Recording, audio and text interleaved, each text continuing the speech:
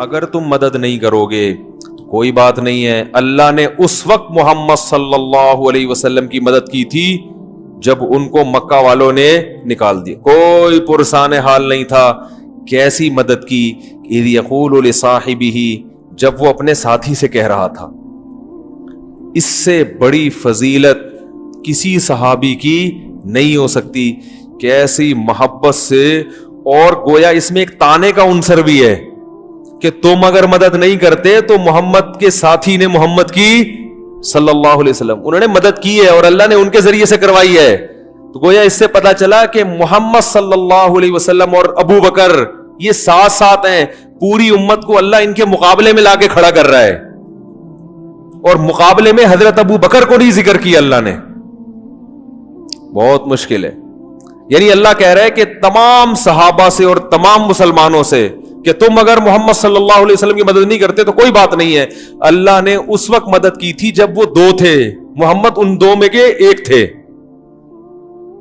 تو گویا اللہ نے نبی صلی اللہ علیہ وسلم اور حضرت ابو بکر صدیق کو ایک طرف اور باقی پوری امت کو اس کے مقابلے میں ذکر کیا کہ باقی پوری امت اگر ان کی مدد کرے نہ کرے، اللہ نے تو ان دونوں کی مدد کر لی ہے. کتنی بڑی فضیلت ہے یہ حضرت ابو بکر کی.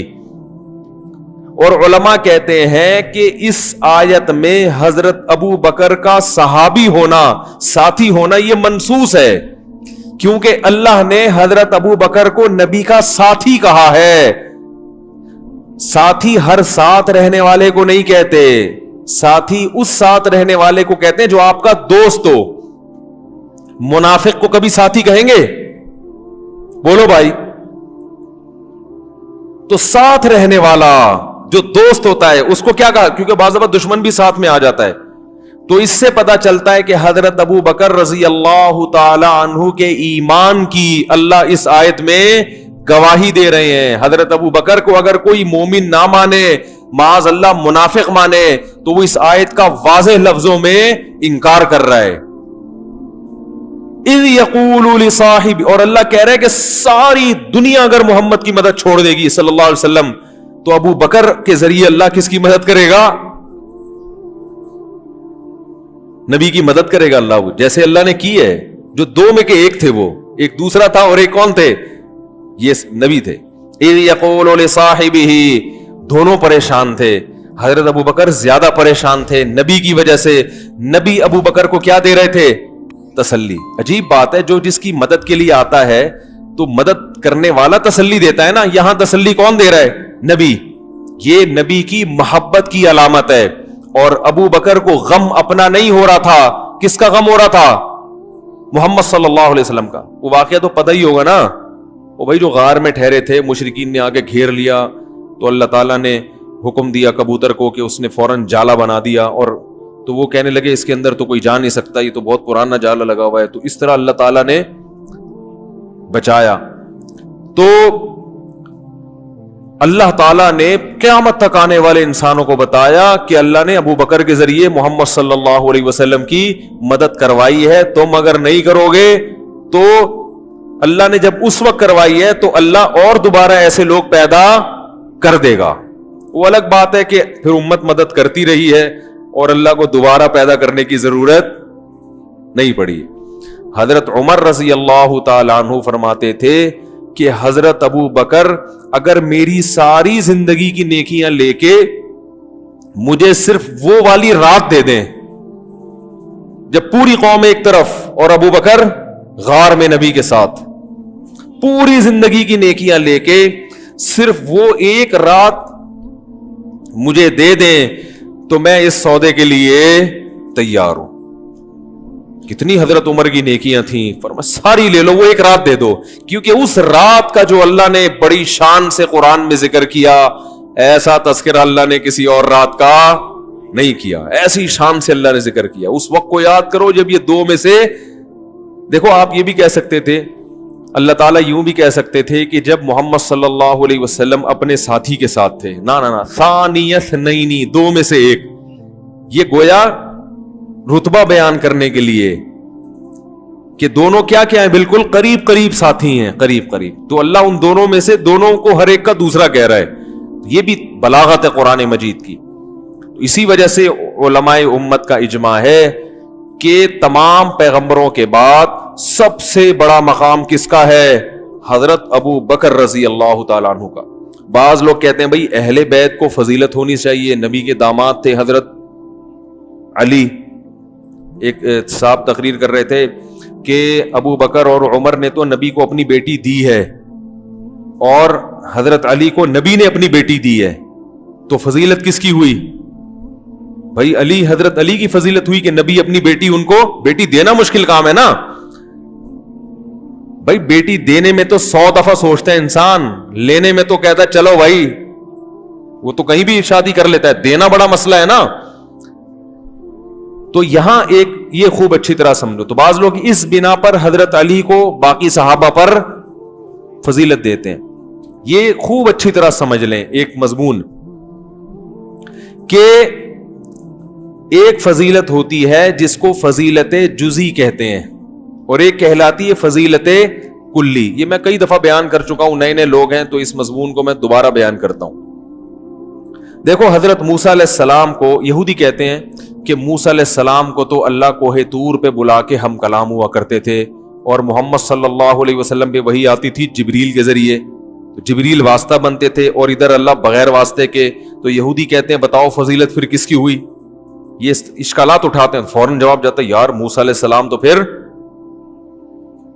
زیادہ فضیلت والے ہوئے، کیا خیال ہے؟ بھائی ان سے تو اللہ براہ راست ہم کلام ہو رہا ہے اور نبی کو جبریل کے ذریعے وحی کر رہا ہے. بھائی کیا ہو گیا؟ اشکال ہوتا ہے کہ نہیں ہوتا؟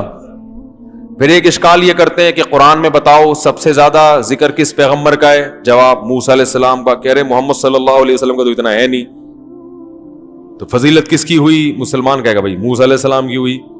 اس طرح کی باتیں کر کے تو وہ کہتے ہیں بھائی یہ تو ان کی فضیلت ہوئی. پھر عیسائی کہتے ہیں کہ بتاؤ قرب قیامت میں کون سے نبی آئیں گے؟ ہم کہتے ہیں عیسیٰ علیہ السلام آئیں گے. کہ محمد صلی اللہ علیہ وسلم آئیں گے؟ ہم کہتے ہیں نہیں آئیں گے. تو کہا اب دیکھو فضیلت کس کی ہوئی؟ ابے بولنے میں کوئی گورنمنٹ نے کوئی پابندی لگائی ہے کیا؟ تو بول لو بھائی حضرت عیسیٰ علیہ السلام کی. وہ کہتے ہیں بتاؤ حضرت عیسیٰ علیہ السلام مردوں کو زندہ کرتے تھے؟ ہم کہتے ہیں ہاں کرتے تھے. کہہ رہے محمد صلی اللہ علیہ وسلم کرتے تھے؟ ہم کہہ رہے نہیں کرتے تھے. بتاؤ فضیلت کس کی ہوئی؟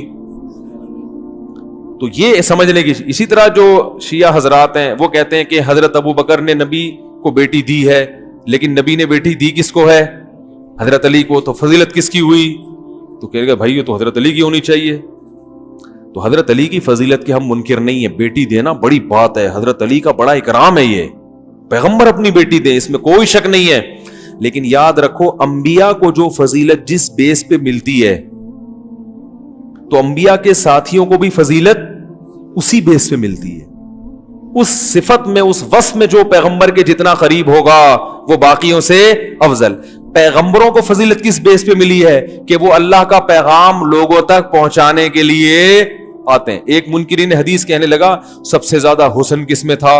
ہم بچے تھے، ہم نے کہا یوسف علیہ السلام میں. اس نے کہا آدھا حسن تو اکیلا یوسف علیہ السلام کو ملا ہے، تو فضیلت کس کی ہوئی ہے بھائی؟ یہ اس طرح کے سوالات کرتے ہیں. تو داؤد علیہ السلام کے ہاتھ میں لوہا نرم ہو جاتا تھا، کیا محمد صلی اللہ علیہ وسلم کے ہاتھ میں ہوتا تھا؟ ہم نے کہا نہیں. تو کہنے پھر فضیلت. ایسے اشکالات کر کر کے نا وہ کنفیوز کرتے ہیں لوگوں کو. تو یہ ایک اصول سمجھ لیں. میں مثالوں سے بات سمجھاتا ہوں. آپ نے ایک کام ہے گڑھا کھودنے کا. کام کیا ہے؟ کھڈا کھودنا ہے، کنواں کھودنا ہے. 12 فٹ یا 15 فٹ کنواں کھودنا ہے. کنواں کھودنا ایک کام ہے جو آپ کی نظر میں بہت اہم ہے، اس وقت کی ضرورت ہے. آپ نے 5 آدمی بلائے، 5 مزدور. اب ظاہر ہے آپ ان میں سے سب سے افضل کو رکھیں گے نا، سب سے افضل کو. اب آپ نے دیکھا کہ یار یہ والا بڑا خوبصورت ہے مزدور. یہ مزدور کیا ہے؟ حسن و جمال، کیا زبردست بھینی بھینی خوشبو آ رہی ہے اس کے جسم سے. تو لہذا وہ مزدور کہہ رہا ہے بھائی میں سب سے زیادہ خوبصورت ہوں اور یہ 4 ان کی شکل اچھی نہیں، لہذا میری فضیلت زیادہ ہے، مجھے رکھو. آپ رکھ لو گے؟ دوسرا کہتا ہے نا نا نا، اس خوبصورت سے کہتے تیرے پاس پیسے ہیں؟ وہ کہہ رہا نہیں. کہہ رہا میں 18 گریڈ کا آفیسر ہوں. ایک مثال ہے, وہ الگ بات ہے کہ زمانے کی وجہ سے میں جاب لیس ہو گیا, میرا رتبہ اس سے زیادہ ہے, میرا مقام اس سے, میں آفیسر ہوں, اس کی تو کوئی سنتا نہیں, میری تو ساری دنیا سنتی رہی ہے. تیسرا کہتا ہے میں فلاں قوم کا آدمی ہوں, میں سید ہوں, میں کیا ہوں. چوتھا یہ کہتا ہے. پانچواں کہتا ہے جتنی دیر میں یہ گڑا, پانچواں جو ہے نا اس کی نہ شکل اچھی ہے, بس صورت ہے, نہ اخلاق اچھے ہیں, بات کرنے کی تمیز ہے ہی نہیں, ناک بہری ہے اس کی, اور کپڑے بھی گندے, بدبو آ رہی ہے. آپ اس سے کہتے ہیں تو یہاں کیوں آیا ہے؟ کہہ رہا ہے یہ جتنی دیر میں گڑا کھودیں گے نا, گھنٹے میں کھودیں گے, میں 1 گھنٹے میں کھود کے دکھا دوں گا, اور ایسی صفائی سے کام کر کے دکھاؤں گا کہ جو آئے گا بولے گا بھائی کنواں ہے کنواں, کسی مشین سے کھدوایا ہے کیا, اور ریٹ میرے کم ہے, لیکن شکل اچھی نہیں ہے. تو کس کو ترجیح دو گے آپ بولو گے بھائی جو خوبصورت سے, بھائی کوئی رشتہ تھوڑی دینا ہے تجھے ہم نے, نکل یہاں سے. دوسرے کہو گے 18 گریڈ, تجھے کوئی ٹھپا تھوڑی لگوانا ہے ہم نے ڈاکومنٹس پہ, پتلی گلی سے نکل لے. ان سے پوچھا کتنی دیر میں, 18 گریڈ والے کہہ رہے ہیں بھائی میں 4 دن لگا دوں گا, کیونکہ میرا کام تو ہے نہیں, میں تو ساری زندگی ایئر کنڈیشن میں بیٹھا ہوں. دوسرا کہہ رہا ہے میں حسن و جمال اتنا ہے کہ میں اس کو بچاتے بچاتے 6 دن لگاؤں گا, زیادہ پسینہ آ گیا تو نمکیات نہ نکل جائیں, تو یہ نہ ہو جائے, تو وغیرہ, اور آتا بھی نہیں ہے مجھے. تو آپ ترجیح اس موقع پہ کس کو دو گے؟ تعریف کرو گے اس کی جس میں حسن, کہا گا آپ ماشاءاللہ بڑے اچھے آدمی ہو, بڑے ماشاءاللہ جچ رہے ہو آپ, بہت اچھا ماشاءاللہ, کرتا لگتا ہے کہ آپ نے ان سے ادھار لیا ہے, تو تعریف کرو گے. لیکن اس موقع پر ترجیح کس کو دو گے؟ کیونکہ اس وقت آپ کی نظر میں سب سے زیادہ اہم کیا چیز ہے؟ کنواں کھدوانا. تو یاد رکھو اللہ نے انسانوں کو پیدا کیا اپنی عبادت کے لیے تاکہ یہ مجھ سے جڑے رہیں.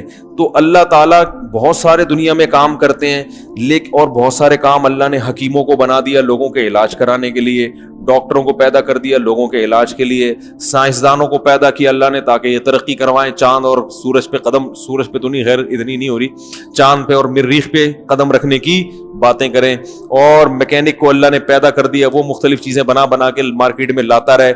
یہ ساری چیزیں انسانیت کے مقاصد میں نہیں ہے, ضرورت ہے, ہونے چاہیے, لیکن انسانیت کو پیدا کیوں کیا تھا؟ وما خلقت الجن والانس الا لیعبدون. اصل مقصد کیا تھا؟ یہ میری عبادت کریں.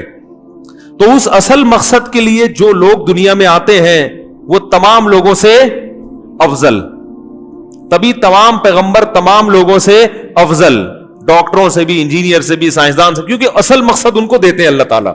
بالکل ایسے جیسے آپ کی نظر میں آپ کنویں کو فوکس کر رہے ہیں نا, تو آپ اس میں بس صورت, خوبصورت, ان چیزوں کو نہیں دیکھو گے, آپ کہو گے یہ والا کام کون کر کے دے گا مجھے. سمجھا پا رہا ہوں میں اپنی بات؟ تو پیغمبروں کو جو اللہ بھیجتے ہیں انسانوں کو کس سے جوڑنے کے لیے؟ اللہ سے. اس لیے اللہ کی نظر میں فضیلت سب سے زیادہ کس کی ہے؟ پیغمبر کی. اب پیغمبروں میں بھی مختلف درجات ہیں, تو پیغمبروں میں جو جس پیغمبر میں یہ رسالت والا معنی سب سے زیادہ ہوگا, اللہ کی نظر میں وہ پیغمبر سب سے زیادہ افضل.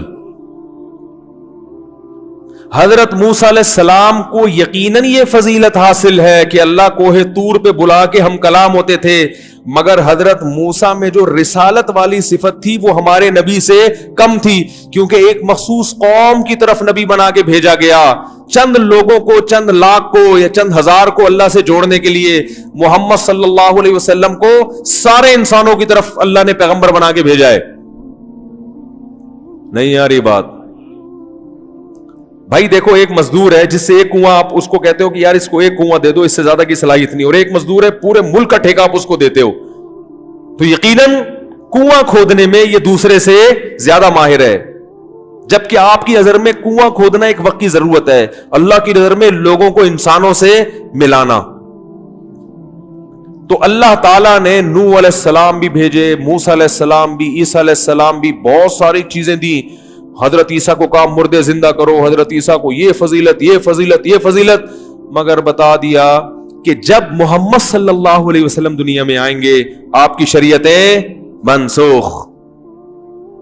لو کان موسیٰ حیا لما وسعہ الا اتباعی، موسیٰ کوہ طور پہ جا کے اللہ سے ہم کلام ہوتے ہیں، بڑی فضیلت ہے، مانتا ہوں. گویا نبی بزبان حال یہ کہہ رہے ہیں، ہمارے نبی گویا بزبان حال ہمیں بتا رہے ہیں کہ مانتا ہوں اللہ نے موسیٰ سے بڑی محبت کی ہے، کوہ طور پہ بلا کے ہم کلام ہوئے، لیکن اگر موسیٰ آج زندہ ہو جائیں تو جب تک میری پیروی نہیں کریں گے جنت میں داخل نہیں ہو سکتے. تو پتہ یہ چلا کہ رسالت والا معنی کس میں سب سے زیادہ ہے؟ محمد صلی اللہ علیہ وسلم میں. اس میں کوئی آپ کے برابر نہیں ہے. کس لحاظ سے؟ نمبر ایک، تمام انسانوں کی طرف، عرب، عجم، کالے، گورے، کوئی پیغمبر تمام انسانوں کی طرف نہیں آیا، سارے انسانوں کی طرف. نمبر دو، لاسٹ میں اب آپ کے بعد کوئی دوسرا آ کے آپ کے پیغام کو کینسل نہیں کر سکتا. حضرت عیسیٰ اگر قرب قیامت میں آئیں گے تو محمد صلی اللہ علیہ وسلم کے پیغام کو ہی آگے پہنچانے کے لیے اپنا نیا پیغام لے کر نہیں آئیں گے. تو یہ جو رسالت والا معنی ہے یہ سب سے زیادہ کس میں ہے؟ محمد صلی اللہ علیہ وسلم میں. اس لیے کلی فضیلت کس کو حاصل ہے؟ محمد صلی اللہ علیہ وسلم کو. جزوی حاصل ہے. کلیم اللہ ہونے میں حضرت موسیٰ افضل ہیں، مردوں کو زندہ کرنے معجزوں کے لحاظ سے حضرت عیسیٰ افضل ہے، لیکن یہ فضیلت ایک جزوی ہے. اصل فضیلت رسالت والی وہ کس کو حاصل ہے؟ محمد صلی اللہ علیہ وسلم کو. اب محمد صلی اللہ علیہ وسلم کے ساتھیوں کی طرف آتے ہیں. اسلام کو سب سے زیادہ سپورٹ کس نے کیا؟ حضرت ابو بکر نے.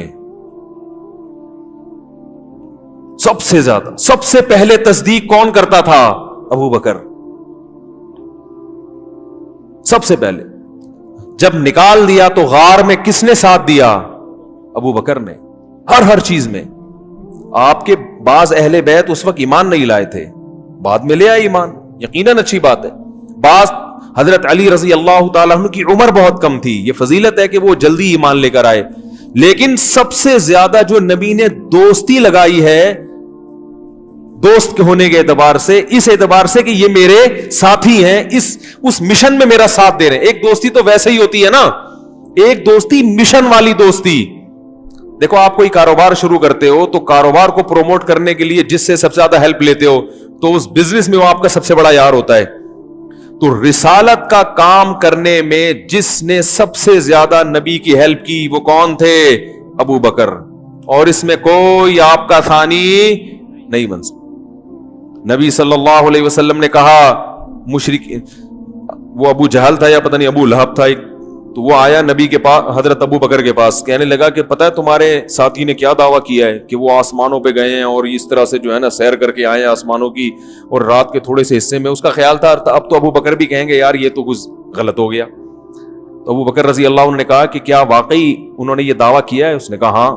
وہ تو مذاق اڑا رہا تھا نا. انہوں نے کہا پھر سچ کا ہے. پھر کیا ہے؟ سچ کا ہے. ایسے موقع پہ ایسا ساتھ دینا. صلح حدیبیہ میں کیا ہوا ہے؟ دب کے شرائط قبول کی گئی ہیں نا، یعنی بظاہر دب کے ساری شرطیں مانی گئی ہیں. کس کی؟ اب ایک طرف 1400 صحابہ بیعت ہو رہے ہیں نبی کے ہاتھ پہ کہ ہم موت تک لڑیں گے. منظر بالکل یہ ہے کہ لڑائی والا، جوش میں آ گئے، لیکن جو شرائط طے کی وہ ساری کس کی مانی جا رہی ہیں؟ تو سب ایک طرف ہو گئے. سب کے دل میں ایک وسوسے آنے لگے کہ بھائی ہم تو دین برحق پر ہیں، یہ نبی صلی اللہ علیہ وسلم یہ کیسی شرطیں، یہ تو ہماری ذلت ہے. حضرت عمر بھی جوش میں آئے اور صحابہ بھی.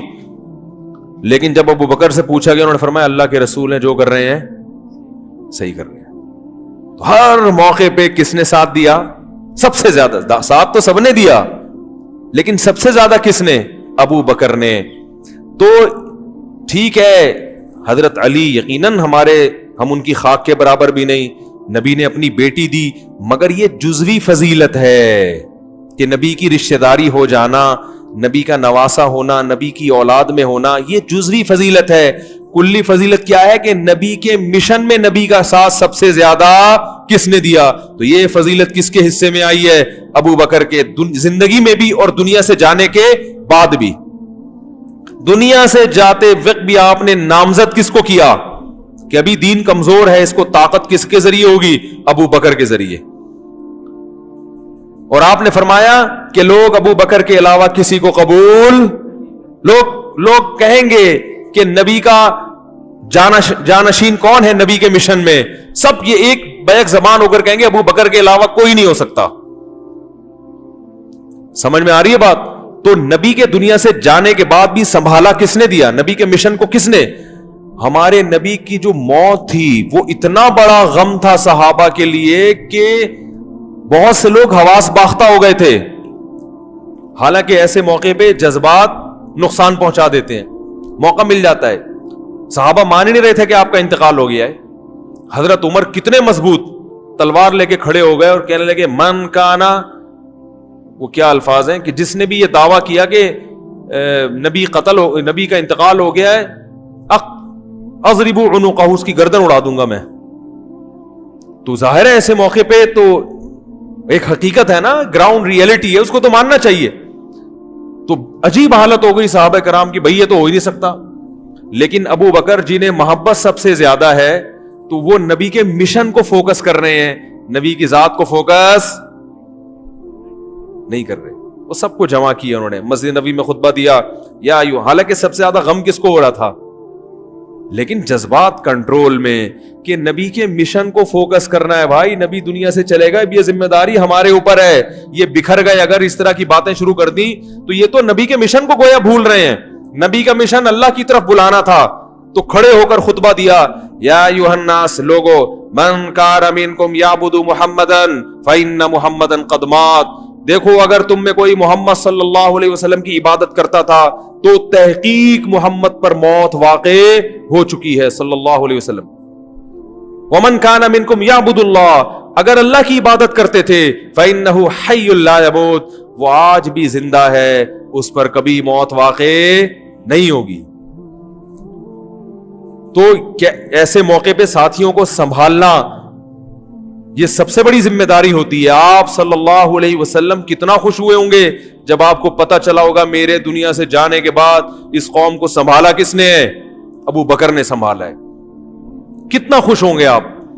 اور مسلح پہ کھڑا کس کو کیا نبی نے؟ ابو بکر کو. جب آخر میں بیمار ہو گئے تو کس کو مسلح پہ کھڑا کر رہے ہیں؟ حضرت عائشہ فرما رہی ہیں, یا رسول اللہ